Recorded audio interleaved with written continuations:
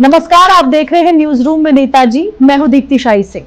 आज news room में हमारे साथ जो शख्सियत हैं वो प्रधानमंत्री नरेंद्र मोदी के संसदीय क्षेत्र वाराणसी से आते हैं। इनके पिता आरएसएस में कार्य सेवक रहे और पिता का सपना था कि बेटा राजनीति में जाए और समाज सेवा करे, और साथ ही साथ पिता ये भी चाहते थे कि बेटा जब राजनीति में जाए तो राजनीति के जो पैसे हैं वो घर लेकर ना आए, घर के लिए उन्हें खर्च ना करे। और बेटे ने भी अपने पिता को दिया हुआ जो वचन था वो निभाया। बेटे ने छात्र जीवन से ही राजनीति की शुरुआत कर दी। अगर बात की जाए उनके सियासी सफर की तो 3 बार काशी के उत्तरी विधानसभा क्षेत्र से विधायक रह चुके हैं। 2019 में योगी सरकार में मंत्री बने। अपने क्षेत्र के लोगों में अपनी अलग पहचान रखने वाले और जमीनी स्तर पर लोगों के लिए काम करने वाले शख्स आज हमारे साथ न्यूज रूम में मौजूद हैं। तो आज न्यूज रूम में हमारे साथ हैं उत्तर प्रदेश सरकार में राज्य मंत्री स्वतंत्र प्रभार रवीन जायसवाल जी। नमस्कार सर, स्वागत है आपका न्यूज रूम में। सर, जब मैं आपके बारे में पढ़ रही थी तो आपके पिताजी की जो बातें पढ़ी कि चाहते थे राजनीति में आप आए, समाज सेवा करें, और उसके बाद एक वचन आपसे उन्होंने लिया था कि जब आप राजनीति में जाएं तो जो वो पैसे कमाएं वो अपने घर में खर्च ना करें, और आज तक आप उसे निभा रहे हैं। क्या वाकई ऐसा वाकया था? इंटर कॉलेज में था, मेरे बड़े भाई लॉ में बीएचयू से एलएलबी करने के बाद एलएलएम कर लिए। तो पिताजी जनसंघ के टिकट पर चुनाव लड़ चुके थे। उन्होंने बड़े भाई से कहा कि राजनीति में भी अच्छे लोगों की आवश्यकता होती है, तो आपको राजनीति में जाना चाहिए। तो मेरे बड़े भाई जो इस समय उत्तर प्रदेश के आरएसएस के पूर्वी क्षेत्र के कारवा हैं, यानी कि इसमें 34 जिले आते हैं लगभग, उसके वो क्षेत्र कारवा भी हैं। तो उस समय जब पिताजी उनसे कहे कि राजनीति में आ जाओ, तो कहे ना बाबा ना, राजनीति में अच्छे लोग नहीं रहते हैं, हम वहाँ नहीं जा पाएंगे। तो मैं उस समय इंटर का छात्र, मेरे को लगा कि पिता की इच्छा भी है कि राजनीति में अच्छे लोग भी आने चाहिए। तुम अगर एलएलएम करके गए हो तो एलएलएम करके केवल वकालत मत करो, अपने लिए काम मत करो, बल्कि राजनीति में अच्छे लोग आना चाहिए। लेकिन भाई साहब का रुचि राजनीति में नहीं था, तो वो मना कर दिया कि ना करेंगे। तब से मेरे मन में झुकाव आया कि पिता के प्रति श्रद्धा था। तो इंटर के कॉलेज के छात्र संघ का चुनाव होता था उस ज़माने में 85 में। तो मैंने तय किया कि मैं छात्र चुनाव लड़ूंगा, लेकिन उसी साल इंटर कॉलेज चुनाव होना बंद भी कर दिया गया। अब केवल डिग्री कॉलेज में होता है।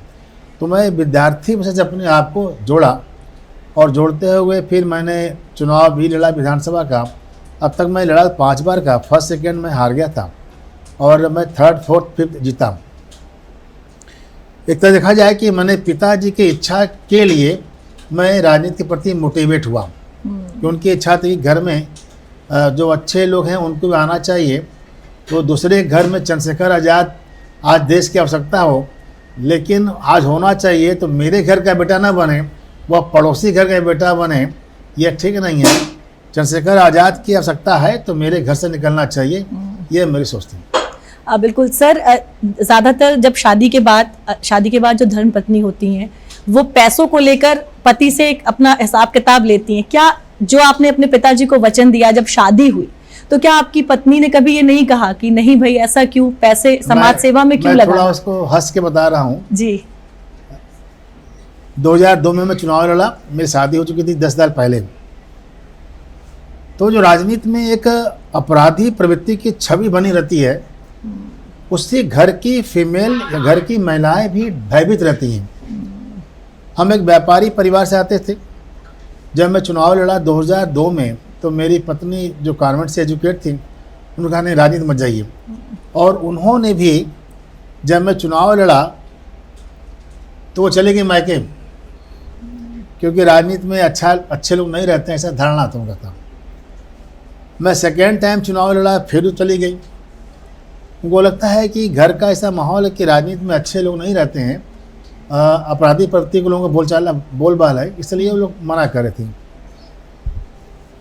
लेकिन जब मैं 12 में जीता तो मैं कह रहा हूँ आपके माध्यम से कि लक्ष्मी स्वरूपा हमारे घर में माँ भी रहती है, लक्ष्मी स्वरूपा हमारी बहन भी रहती है, और लक्ष्मी स्वरूपा हमारी बेटी भी रहती है।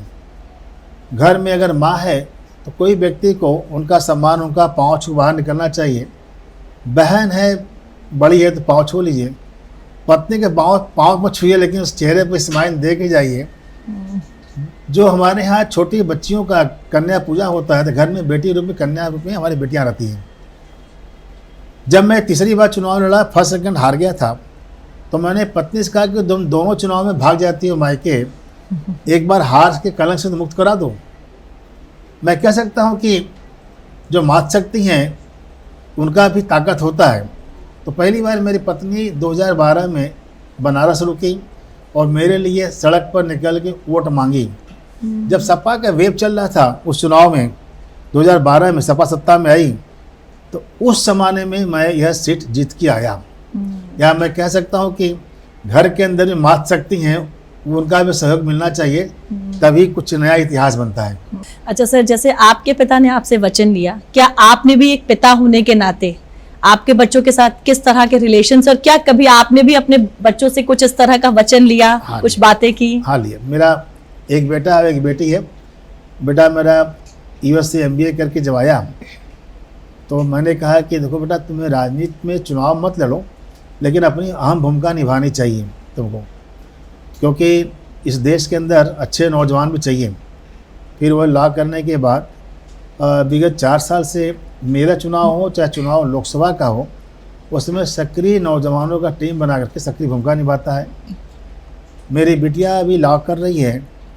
जब वह भी चुनाव हुआ, चाहे अभी लोकसभा चुनाव हुआ माननीय मोदी जी का, तो वहाँ से छुट्टी लेकर के अपने दोस्तों के साथ जो लॉ पढ़ने वाले बच्चे हैं, वो सारे बच्चों को लेकर के आके यहाँ 5 दिन कैंपेन किया। तो धीरे धीरे इनकी झुकाव लगाव तो होना ही चाहिए। यह राजनीति में आने का मतलब नहीं कि चुनाव ही लड़ना पड़े आपको, MLC और MLA बनना चाहिए। देश के राजनीतिक इतिहास है, बहुत से ऐसे राजनेता हैं जो चुनाव जीते नहीं हैं, चाहे दीनदयाल उपाध्याय जी हैं, चाहे जयप्रकाश जी हों, चाहे लोहिया जी हों। ये विचारक थे। उनके विचारक से विचार से जुड़ करके न जाने कितने लोगों की उत्पत्ति हुई है, कितने लोग विचार आगे बढ़ाया गया। तो राजनीति में अच्छे लोगों को आना चाहिए। यह मैंने अपने पिताजी से कहा था, मैं याद है घटना कि 2002 में चुनाव लड़ा पहली बार, तो बनारस के कुछ बड़े व्यापारी एक चंदा लेके आए। तो बाल स्वभाव था, मेरी उम्र उस वक्त 32 साल की थी, तो मेरे को लगा कि जो चंदा देने आए हुए हैं वह एक तरह से हमें खरीदते हैं, और जब कभी उनको सहयोग लेना पड़ेगा तो मेरी मॉरलिटी होती है कि हम उनका साथ करें, चाहे सही चाहे गलत हो। तो मैंने बताया पिताजी को चंदा लेना ठीक नहीं है। कहा कतई नहीं चंदा लोगे, तुम अपने पास से जो थोड़ा बहुत है वही खर्चा करोगे, कोई शराब नहीं, कोई पार्टी नहीं, अपने विचार करो। तो मैं चुनाव लड़ा, बाकी सबका चंदा हमने नहीं लिया, चंदा आज भी नहीं लेता हूँ। अब मेरे पास जो थोड़ा बहुत मेरे जीविका का साधन है, वो साधन पर ही मैं चुनाव लड़ता हूँ, और मेरे चुनाव शायद सबसे सस्ते होते हैं, और न हमारे क्षेत्र की जनता हमसे अपेक्षा करती है कुछ खाने पीने के लिए, वह मेरे विचारों के बाद साथ देती है। सर, धर्म में आस्था है आपकी, और क्या धर्म और राजनीति, आपको लगता है कि धर्म और राजनीति को आपस में जोड़ना चाहिए या दोनों को अलग अलग रखना चाहिए? राजनीति एक पवित्र लक्ष्य है, उसको धर्म का आधारित हो। धर्म मतलब कि पूजा पाठ से नहीं है, सिद्धांत का है, वसूल का है, आदर्श का है, विचारों का है। यह भी एक धर्म है। भगवान राम ने एक मर्यादा पुरुष थे, भगवान थे। उन्होंने हमें मार्ग दिखाया कैसे शासन करते हैं।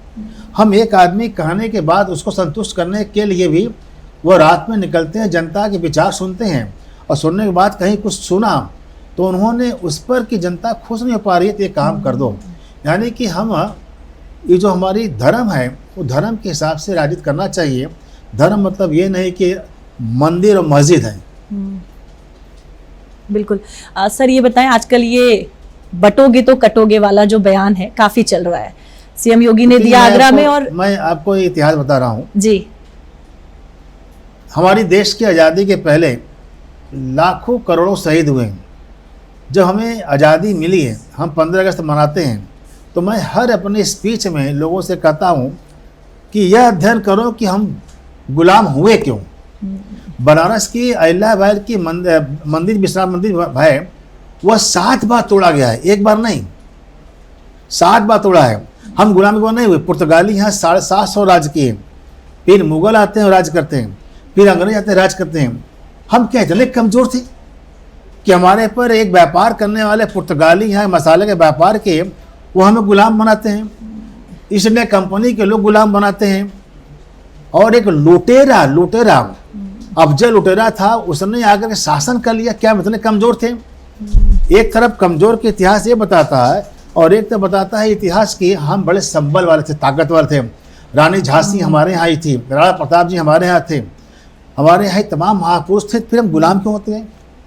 मेरा मानना है जब जब देश बटा जातिवाद समुदायवाद में, हम हिंदू मुसलमान वो क्रिश्चन, फिर फॉरवर्ड बैकवर्ड, तो हिंदू समाज भारत हिंदुस्तानी समाज कमज़ोर हो गया। उसी कमजोरी का लोग लाभ ले करके हमारे गुलाम बना दिए। एक कारण और आता है कि लड़ने का काम केवल राजा का था, राजा ही लड़ेगा और बाकी जनता खामती। क्लासीफाई के युद्ध क्या कहता है कि युद्ध के मैदान में 5000 जनता खड़ी है और ये देखती है कि कौन जीतेगा। जो जीतेगा हम उसकी जय जयकार कर लेंगे, और इस कारण से मात्र 5 लोग मारे गए, सत्ता का परिवर्तन हो जाता है। अगर 5000 जनता वहाँ की उस राज सत्ता के पक्ष में हथियार उठा ली होती तो वह युद्ध का इतिहास कुछ और था, हम हारते नहीं। आम जनता ने दूर रखा अपने आप को और ये माना कि जो शासक है वो जो करेगा हम साथ खड़े हो जाएंगे। आज हम कटेंगे तो बटोंगे, यह कहना चाहता हूँ यह देश अब राजतंत्र लोकतंत्र हो गया है। आप जाति समुदाय में बटो मत, ऊंचा नीचा में बटो मत। अगर बटोगे तो सामने बैठा हुआ आदमी है जो हमें काटने वाला है। यहाँ पर केवल हिंदू समाज का नहीं है, यहाँ हिंदू मुसलमान दोनों की बात हो रही है। अगर बटोगे समुदाय में तो कटोगे, इसलिए बटेंगे तो कटेंगे। हमें यह एक नारा ही नहीं है, एक हमें संबल प्रदान कर रहा है कि आती जाति समुदाय में न बटा जाए। भारत को विश्व गुरु बनाने में सबकी ताकत सबका समर्पण चाहिए और सभी का ताकत समर्पण के कारण हम विश्व गुरु बनेंगे। हम विश्व गुरु थे, बनेंगे। अभी देखिए बटोगे कटोगे वाले बयान को लेकर विपक्ष बौखलाया हुआ है बुरी तरह, और विपक्ष को कहीं ना कहीं ये बात चुभ भी रही है क्योंकि पीडीए के खिलाफ भी उन्हें ये नजर आ रहा है, क्योंकि पीडीए तो पूरी तरह से जाति पे आधारित ही था। देखिए शिवपाल यादव ने कहा है बटोगे कटोगे जो करेगा वो पिटेगा। दो बातें मैं आपको बिल्कुल कर दूं जी। यह वही लोग हैं जो देश के इतिहास को इन्होंने खराब किया था। इनके कारण से जब जब हमारा समाज जाति में बटा हम गुलाम हुए, पॉइंट नंबर 1। और यही लोग पीडीए बना करके फिर से जाति जहर पैदा करके हिंदुस्तानियों को कमज़ोर बनाने का काम कर रहे हैं। और हम क्यों ना माने कि इसके पीछे विपक्षियों की हमें विदेशी ताकतें इनको सपोर्ट कर रही है। हम तो कह रहे हैं आपके माध्यम से कि भारत सरकार जांच करावे, कहीं न कहीं से इनको विदेश से पैसा मिल रहा है। वो चाइना हो सकता है, वो और हो सकती है, क्योंकि पैसा दे रहे ताकि भारत कमज़ोर हो। आज देश का प्रधानमंत्री खुल के कर रहे हैं चाइना के आर्थिक रूप से रोकने के लिए कि लोकल फॉर वोकल। कभी जमाना था कि लोग कहते हैं मैं फलाने देश का घड़ी पहना हूँ, विदेश का ये कपड़ा मैं लाया हूँ। आज वो लोकल फॉर वोकल चर्चा कर रहे हैं, तो हम जो देश का उत्पादन है हमारा उसका सम्मान मिला, उसकी बिक्री बढ़ गई। चाइना का रुका है हमारे पास, और चाइना चाहता है कि जल्दी से भाजपा सरकार हटे, और हटाने के लिए मेरा मानना है कि ये तमाम विपक्ष के लोग वहाँ आर्थिक रूप से पैसा ले लेंगे। सर हमारे न्यूज़ रूम में कुछ सहयोगी हैं जो आपसे सवाल पूछना चाहते हैं। सर मेरा आपसे सवाल है, मोहित पांडे की जो मौत हुई है पुलिस कस्टडी में रहते हुए, उस पर मायावती अखिलेश यादव दोनों ने ट्वीट किया है, उस पर सियासत भी गरमाई हुई है। प्रशासन पर शासन पर दोनों पर सवाल खड़े हो रहे हैं क्योंकि 15 दिनों के भीतर ये दूसरी मौत है जो पुलिस कस्टडी में रहते हुए हुई है। इस पर क्या कहेंगे आप? यह एक दुखद घटना है। पुलिस कानून में केवल उनको अधिकार दिया गया है कि वह गिरफ्तार करने के बाद एग्जामिन के लिए कोर्ट के सामने ले जाएंगे, और उसके बाद सरकारों ने थाने पर लगा रखा है कैमरे, और यहाँ तक कि थानों में अब बना दिया है हेल्प काउंटर। यह माने योगी जी का अच्छा प्रयास रहा कि हर थाने पर हेल्प काउंटर, जो महिला कांस्टेबल हैं उनके द्वारा वह लीड किया जाता है। जो थाने पर आ रहे हैं उनको वहाँ पर कैमरे के निगाह में रहते हैं, यानी पूछताछ भी आप निगाह में ही कर सकते हैं। लेकिन जो घटना हुआ है वो निंदनीय हुआ है। इसकी जांच कराने के बाद कोई भी दोषी आदमी बख्शा नहीं जाएगा। जो विपक्ष के लोग सवाल उठा रहे हैं वो अपने अपने कार्यकाल का इतिहास देख लें, कितने मौतें हुई हैं पुलिस के माध्यम से, कितने मौतें इन्होंने पुलिस को गलत इस्तेमाल कराया है। यहाँ पर घटना हुआ है, निंदनीय है, लेकिन उनको कतई बोलना चाहिए कि जो उनके इतिहास में देखें 5 साल में मायावती जी ने क्या किया और क्या किया अखिलेश यादव जी ने। नमस्कार सर, मैं सौरभ यादव। सर पहले तो मैं एक दो व्यक्तिगत प्रश्न पूछना चाहूँगा आपसे। सर आपने कई सारी डिग्रियां ली हैं, जैसे कि आपके पास एलएलबी भी है और आपने कॉमर्स भी किया हुआ है, साथ में एमबीए भी किया हुआ है, बॉस्टन से भी डिग्री ली अमेरिका से। तो आप इतने विद्वान होने के बावजूद इस लाइन में आए, राजनीति में आए, इस पे आप क्या कहना चाहेंगे कि कैसे झुकाव हुआ आपका राजनीति से? हम जब किसी नौजवान बच्चे से मिलते हैं तो उनको लाड प्यार करते समय उससे पूछते हैं कि बेटा तुम्हारा लक्ष्य क्या है, तो हर बच्चा कहता है कि हमको आईएएस बनना है, हमको पुलिस में जाना है, हमको आर्मी में जाना है, हमको डॉक्टर बनना है, हमको इंजीनियर बनना है। तो मैं उससे कहता हूँ कि बताओ जब माननीय मोदी जी बूढ़ा हो जाएंगे, बताओ जब माननीय योगी जी बूढ़ा हो जाएंगे तो देश में अच्छा शासक भी चाहिए। अगर देश में अच्छा शासक नहीं रहेगा तो अच्छे इंजीनियर, अच्छे डॉक्टर और अच्छे आईएएस आईपीएस से ही पूरे देश का कल्याण नहीं होगा। देश लोकतंत्र है, इसलिए अच्छे राजनीति में लोग आना चाहिए, पढ़े लिखे लोग आना चाहिए। जो ये कहते हैं, मैं बता दूं, मैंने अपने मंत्रालय में 19 प्रकार के चेंजिंग किए। हमारा मंत्रालय है स्टाम्प का। जब स्टाम्प का मंत्रालय है तो मैं आपके सामने कह रहा हूं, जबकि यह बात नहीं खोलना चाहिए हमको। मैंने एक गिफ्ट का प्रस्ताव ले आया। मैंने देखा यूपी के अंदर एक पिता चाहता है कि मैं अपनी प्रॉपर्टी अपने बच्चों को आज लिख दूं ताकि भविष्य में कोई झगड़ा ना हो। हमारे पास एक ऑप्शन था विल होता है पिता के मरने के बाद, तो उसके बाद भी बच्चे झगड़ा करते हैं कि मेरे को ये दे, हमको ये कहा गए थे, हमको ये कहा गए थे। तो अगर पिता आज ही उसको दे देना चाहता है तब उस पर स्टाम्प लगता था 7% शहर के अंदर। माना किसी बहन को कानून ने बना दिया है कि बहनों को, माताओं को भी अब उनके मायके में हिस्सा मिलेगा, लेकिन लोकाचार में, सामाजिकता में बहनें कहती है कि हमको नहीं चाहिए, भैया तुम ही ले लो। यह ओरल कर दे रही हैं। जबकि कल का उनका बेटा बड़ा होगा तो मामा के ऊपर मुकदमा ठोकेगा कि मेरी माँ का हिस्सा था, तुम नहीं दियो। यानी मामा भांजे का दौर शुरू होने वाला था। तो मैंने जब कहा कि इसको हटाना चाहिए, हमारे यहाँ सीनियर मोस्ट अधिकारी सब रहते हैं, उन्होंने कहा सर ये कानून में नहीं है, सर ये कानून में नहीं है, नहीं हट पाएगा। माननीय मुख्यमंत्री जी कहें बैठक हुआ, तब भी हमारे अधिकारी कह रहे हैं सर कानून में बदलाव हम लोग हमारे एक्ट में नहीं है। तो मैंने पीपीटी पर माननीय मुख्यमंत्री जी के यहाँ अलग अलग स्टेट के दिखाया कि यूपी में 7% लगता है, कई स्टेट में 1% है, कहीं पर 500 रुपये है, कहीं 1000 रुपये है, यह यूपी में गलत हो रहा है। तो मुख्यमंत्री जी लगा कि मंत्री पढ़ा लिखा होते हैं, सब अपना तैयारी कर ले आते हैं। तब यह बदलाव की बात हुई। आज उत्तर प्रदेश के अंदर हम लोगों ने, फिर अधिकारी बहुत दिन तक तैयार नहीं थे विभाग के लोग, लेकिन मैं पूरा अड़ा था और उन्होंने कहा कि बहुत रेवेन्यू लॉस हो गई। कैबिनेट के नोट में 350 करोड़ रुपया की रेवेन्यू लॉस होगी, यह लिखा गया। और मैंने कहा कि रेवेन्यू लॉस नहीं होगी, 1150 रुपया, 1150 रेवेन्यू नया आ गया। कहाँ 350 घाटे की बात कर रहे थे और 1150 करोड़ रुपया की रेवेन्यू नहीं आ गई। अब हम नया कानून के बारे में विचार करें हम लोग। माना आप लखनऊ में आती हैं, किराए पर मकान ढूंढ रही हैं, तो मकान मालिक कहता कि ना बाबा ना, ये तो पत्रकार है, मत दो किराए पर, जितना किराया नहीं देंगे बाद में खाली करने में ले लेंगे, ऐसा इमेज बना हुआ है। एक कोई सीनियर वर्ल्ड का आदमी वो चाहता है कि मेरे मकान में ऐसे कुछ लोग आ जाएं, हमें भी सपोर्ट मिल जाएगा, लेकिन भयभीत है कि हमारा मकान खाली नहीं कर पाएंगे। नई रेंट कंट्रोल एक्ट 22 बना दी गई है। उसमें क्या कर दिया है, जो हम अब आपस में तय कर रहे हैं उतने दिन तक हमें मकान मालिक हटा नहीं पाएगा, न सिविल कोर्ट न पुलिस उसमें हस्तक्षेप करेगा, और टाइम बीत जाएगा तो एक दिन भी मकान मालिक की इच्छा के विरुद्ध आप रह नहीं पाएंगे। अब हो रहा है कि लेकिन उनका एग्रीमेंट होना चाहिए रजिस्टर।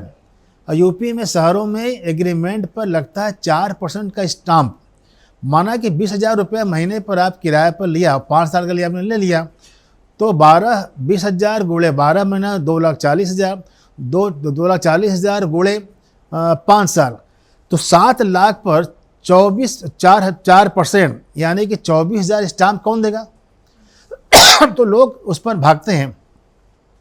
हम सब जल्दी विचार करें, माननीय मुख्यमंत्री जी का निर्देश हो गया है कि अब इसको 1,500 रुपया फिक्स कर देंगे कि कोई भी आदमी जो ओल्ड एज का भी है वो अपना डॉक्यूमेंट लेके जाएगा कि मेरा किराएदार है, वह एग्रीमेंट करा लेगा।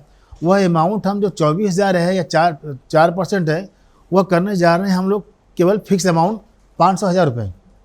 उससे क्या होगा कि लाखों आदमी को मकान किराए पर उठ जाएगा, लाखों आदमी को किराया मकान आसानी से मिल जाएगा और हमारी रेवेन्यू भी आएगी।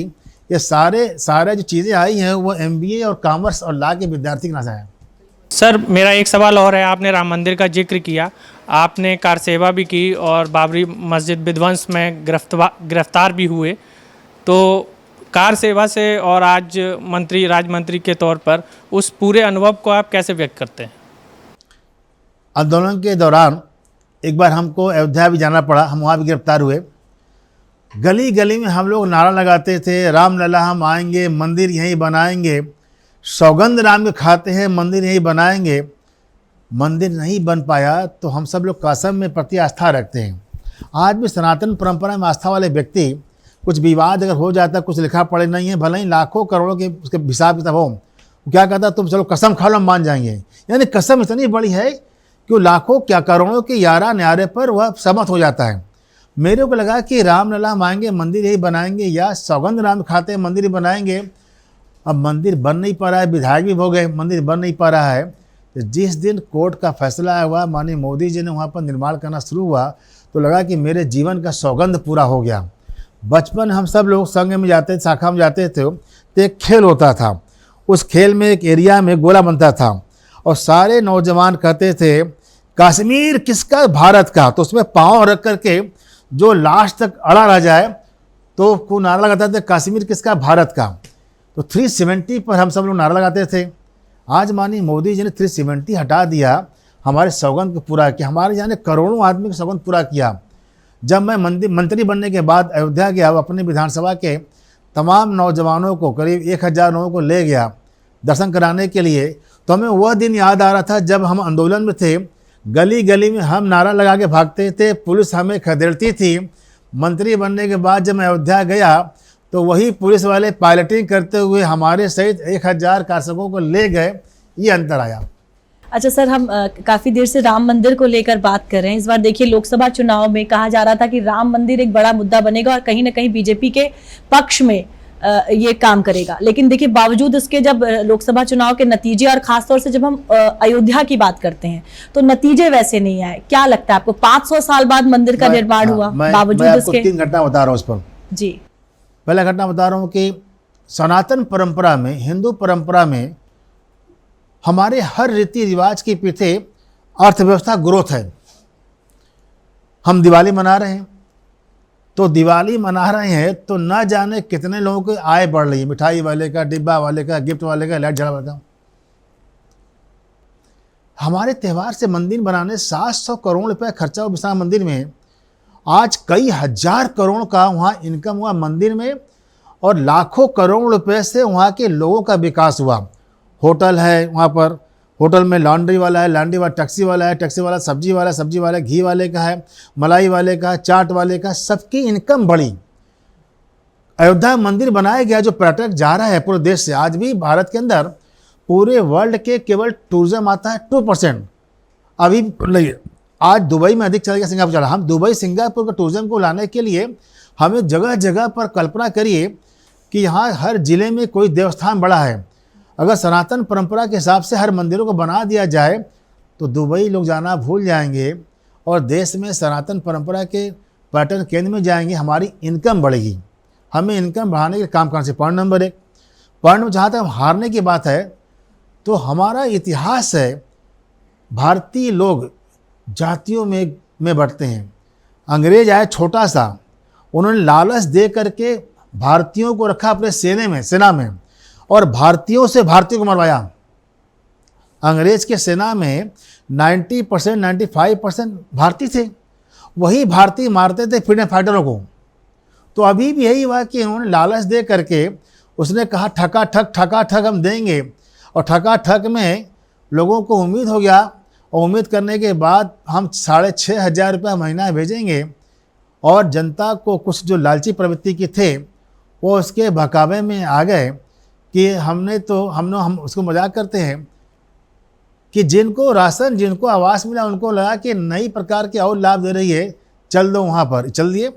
उसके बाद कांग्रेस दफ्तर में से प्रदर्शन कर रहे हैं, खोज रहे हैं कहाँ गया, अब हमारे राहुल बाबा कहाँ चले गए, पैसा कहाँ कब देंगे हमको। तो ये गुमराह करके छल था और छल में लोग फंसे। सर, एक राजनेता के तौर पे ऐसे कोई 3 काम जो आपको अभी भी लगता है करने बाकी रह गए और आने वाले समय में आप पूरा करना चाहते हैं? देखिए, अभी इस देश में बहुत से काम बाकी हैं। हम अगर बात करते हैं हमारे रेवेन्यू में, तो हमने 4-5 काम अपने रखे पाइपलाइन में। हमारा महीना 2 महीना के अंदर ये हो जाएगा जो सामाजिक समाज के लिए है। माना कि आपके फोर फादर संबंध अच्छे थे दादाओं लोग का, फिर दादा आ गए, फिर पिता आ गए, आप आ गए। आप चाहते हैं कि मेरी प्रॉपर्टी में मेरा तय हो जाए कि मैं कहाँ पर हूँ। इसके लिए हमारे पास 2 ऑप्शन, हम जाते हैं तहसील में और अपने कुटुंब का बनाते हैं रजिस्टर, और उस रजिस्टर में सबका हम फिर बनाते हैं फोर फादर, फिर दादाजी, फिर पिताजी, फिर हम लोग कहाँ पहुँचे। तो कुटुंब रजिस्टर के बाद फिर वहाँ पर कोर्ट में तहसील में केस चलता है, कब तारीख पे तारीख पर इस साहब ने वो साहब नहीं, फिर आपका 6 महीना साहब लग जाता है। माना कि आपका कोई भाई, उसका हिस्सा वो रहता है अमेरिका में, वो बेचारा हर तारीख बाता है अमेरिका से और यहाँ पर तारीख पढ़ रहा है, तो काफ़ी पेंडिंग होता है। पॉइंट नंबर 2, वो जाता है सिविल कोर्ट में और आपको अपने ही परिवार के खिलाफ मुकदमा करना पड़ता है, तो वहाँ पर टाइम लगता है। मैं इसको लेके आ रहा हूँ अपने विभाग के माध्यम से कि 5,000 रुपये आप जमा करेंगे, पूरे परिवार का 4 पुश्त 10 पुश्त का सेटलमेंट हम 5 मिनट में करा देंगे, हो जाएगा मेरे यहाँ से, और जो आप रजिस्टर हो जाएगा उसी पर सबका नाम चढ़ जाएगा। ये मेरा लक्ष्य है, कोर्ट का, सिविल कोर्ट का मुकदमे कम हो जाए और भाई पटीदारों में मुकदमे के दौर ख़त्म हो जाए, ये हमारा लक्ष्य है। सर, अभी जल्दी उत्तर प्रदेश में उपचुनाव होने वाले हैं 9 सीटों पर, कितनी सीटों की उम्मीद कर रही है आपकी पार्टी? देखिए, अगर आप कहेंगे तो मैं जो माननीय मोदी जी, माननीय योगी जी के प्रति लोगों का रुझान देख रहा हूँ, तो उस हिसाब से हमको 9 से 9 मिल जाएगा। लोगों के माननीय प्रधानमंत्री माननीय मोदी जी का जो चुनाव में हुआ है, छल के माध्यम से हमारे वोट बांटे गए थे। अब लोग समझ गए हैं कि सब धोखेबाज हैं, इसलिए सब के सब लोग भाजपा साथ खड़े हैं, माननीय मोदी जी माननीय योगी जी के साथ में खड़े हैं। ये 9 सीटें जीतने जा रहे हैं। जैसे हमने कभी आजमगढ़ को जीता, गढ़ था उनका अखिलेश जी का, वो जीता था, हम आपकी बार पुनः ये 9 में जीतेंगे। सर, अभी हाल ही में अगर हम हरियाणा की बात करें, जम्मू कश्मीर की बात करें, तो जो नतीजे आए, क्या 2027 के लिए कहीं ना कहीं इन नतीजों का जो असर है वो दिखेगा और उम्मीदें और ज्यादा बढ़ेंगी? बहुत हौसला बढ़ाने वाला ये नतीजा है। हरियाणा के इतिहास में कभी भी 3 बार सरकार नहीं बनी है, हरियाणा के इतिहास में। वहाँ बनाए, जम्मू कश्मीर में हमारा वोट बढ़ गया, और इस कह सकता हूँ कि 27 में हम इतिहास बनाएंगे और इससे अधिक सीटें लेके आएंगे, क्योंकि आम जनता छल का शिकार एक बार होती है, दोबारा नहीं होती है, तो छल से बचेंगे अब। बहुत बहुत धन्यवाद सर हमारे साथ बात करने के लिए। तो आज हमारे साथ न्यूज रूम में थे उत्तर प्रदेश सरकार में राज्य मंत्री स्वतंत्र प्रभार रविंद्र जायसवाल जी, जिन्होंने बड़ी ही सादगी के साथ हमारे तमाम सवालों के जवाब दिए। न्यूज रूम में नेताजी के अगले एपिसोड में किसी नए नेता के साथ आपसे फिर मुलाकात होगी। नमस्कार।